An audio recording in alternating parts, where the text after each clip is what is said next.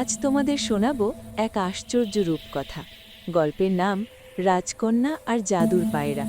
গল্পটা বহুদিনের, সেই সময়কার যখন আলো আর অন্ধকার একে অপরের সঙ্গে লড়াই করত, আর সাহসী মানুষেরাই জিতত সব যুদ্ধ। এক ছিল ছোট্ট কিন্তু অপূর্ব সুন্দর একটি রাজ্য, কমলাপুর। চারদিক জুড়ে ছিল সবুজ ধান ক্ষেত, লাল পাকা ধানের গন্ধ, তালগাছের মাথায় হাওয়া দোল খায়। রাজ্যের মানুষ হাসি খুশি, শান্তির বাতাসে ভরা যেন। এই রাজ্যেই বাস করতেন রাজা, রানী আর তাদের একমাত্র কন্যা, রাজকন্যা লাবণ্য।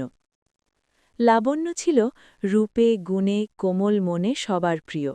দরবারের লোক থেকে মাঠের কৃষক সবাই তাকে দেখে হাসত, আশীর্বাদ দিত।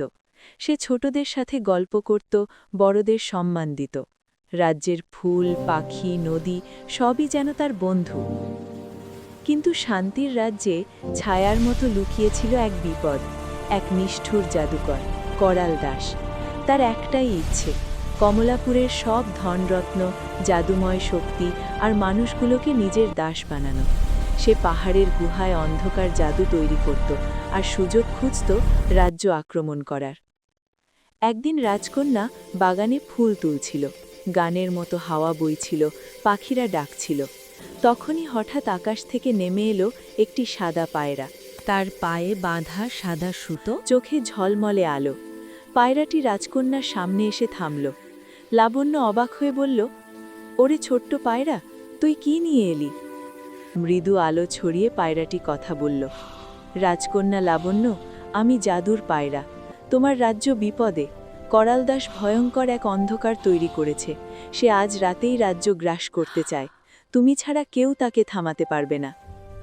লাবণ্য চমকে উঠল, কিন্তু ভয় পেল না। সে দৃঢ় কণ্ঠে বলল, রাজ্যের মানুষ আমার পরিবার, তাদের রক্ষা করাই আমার কর্তব্য।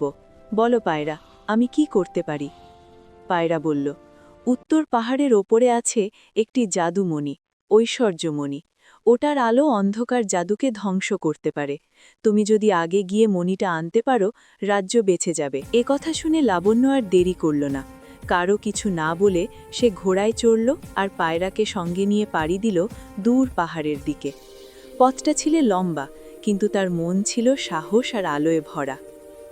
সন্ধ্যা নামতে না নামতেই তারা পৌঁছল অন্ধকার অরণ্যে। চারদিকের গাছগুলো কালো কুয়াশায় মোড়া, যেন কেউ ফিসফিস করে ডেকে বলে, ফিরে যা। হঠাৎ ছায়ার মতো কয়েকটা দানব বেরিয়ে এলো, চোখে তাদের অগ্নির মতো লাল আলো। তারা গর্জে উঠল, এই পথ মৃত্যুর পথ, ফিরেই যা। কিন্তু লাবণ্য গা ছাড়ল না।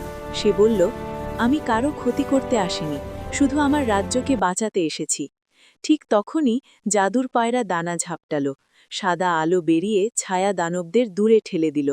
অন্ধকার বনের পথ উজ্জ্বল হয়ে উঠল। তারা আবার এগিয়ে গেল। অনেক কষ্টের পথ পেরিয়ে তারা এসে পৌঁছল উত্তর পাহাড়ের চূড়ায়। সেখানে দাঁড়িয়েছিল প্রাচীন পাথরের স্তম্ভ। মাঝখানে ভাসছিল এক নীলচে আলো, ঐশ্বর্যমণি। আলোটা এমন ছিল যেন আকাশের কোনো তারা পৃথিবীতে নেমে এসেছে।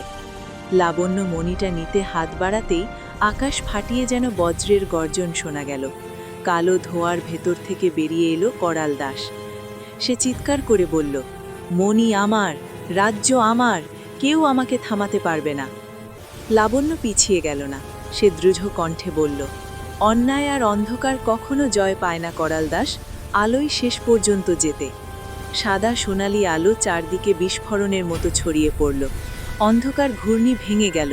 করাল দাস অন্ধ আলোয় চিৎকার করতে করতে মিলিয়ে গেল, না। সারা রাজ্য আলোর বন্যায় ভেসে গেল। মানুষের চোখে ফের হাসি ফিরল। নদী আবার ঝলমল করে উঠল। রাজা, রানী লাবণ্যকে জড়িয়ে ধরল। রাজা বললেন, মা, তুমি আমাদের গর্ব। মানুষ উল্লাসে বলল, রাজকন্যা লাবণ্যর জয় হোক, আলো জয়ী হোক।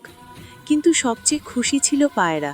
সে আকাশে ভেসে বলল, তোমার সাহসী রাজ্যকে বাঁচিয়েছে, এবার আমার যাওয়া উচিত।